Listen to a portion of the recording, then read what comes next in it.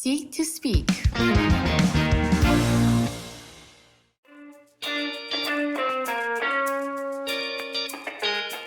You'll look better with a contoured face.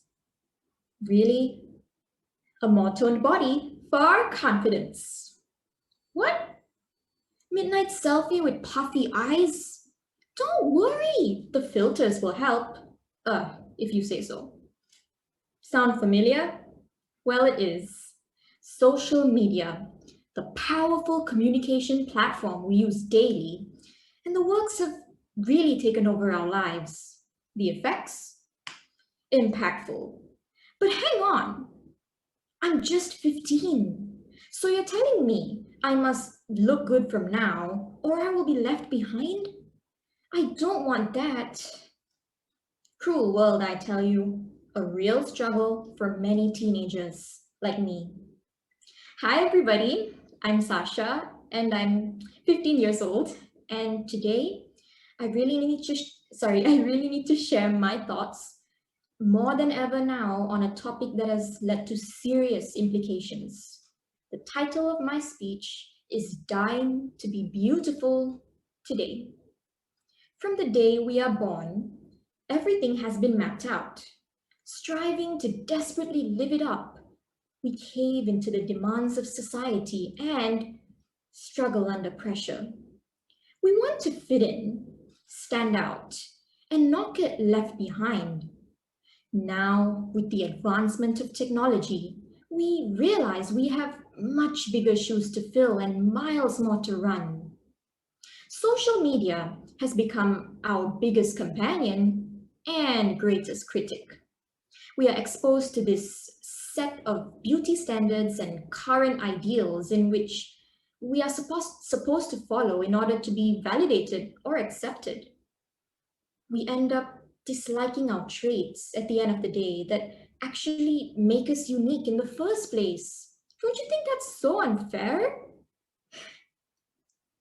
Growing up, I was never really the cutest or prettiest to stand out for compliments. As an introvert, I was an easy target for unnecessary opinions and comments. I was extremely lanky and thin for my age. Though my parents reminded me to be positive with my physical appearance, reality would hit at social gatherings. It would only rub salt to my already wounded ego. The physical part was only the beginning of how we really feel and ultimately perform in the real world. My only consolation was I knew that I was definitely not alone. For some, it was weight issues. For some, it was acne. For some, it was even the pettiest feet size. But one could only imagine my horror when I turned to social media as an outlet where I really expected no judgments, considering we were behind the screen. Initially, I did very well. I had wonderful family and friends who would like or love even the most amateur picture I posted, and this slowly brought my confidence up. I was much more naive back then and needed this form of encouragement to boost my self worth. But as time went on, my ideals on perfection were being increasingly influenced by what I saw online. I used to spend hours and hours scrolling through social media pages, admiring gorgeous people in photos and ads. Marketing of beauty products really affected me because I felt guilty for not doing enough to look better. I think the realization of just how obsessed I was smacked me hard when I found myself seriously wishing I had shorter limbs and even considering cosmetic surgery. That was how desperate I was. The more I saw, the more I devalued my worth and condemned myself.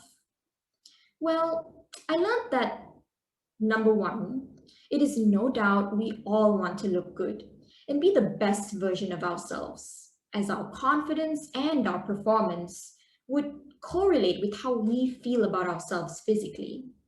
And two, Everyone is in fact directly or indirectly influenced by social media.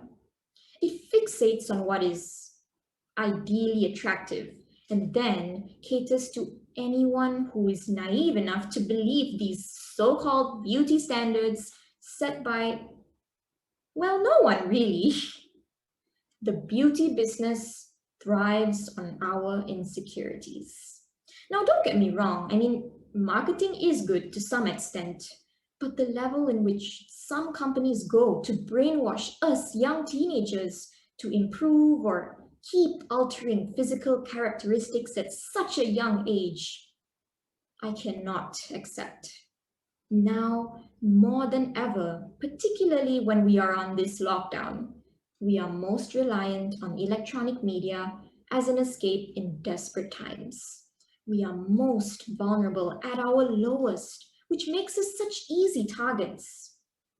The beauty industry, we feel sad and frustrated when unscrupulous companies take the opportunity to tell us that we are and will never be good enough unless we listen to or believe in what they are actually trying to sell.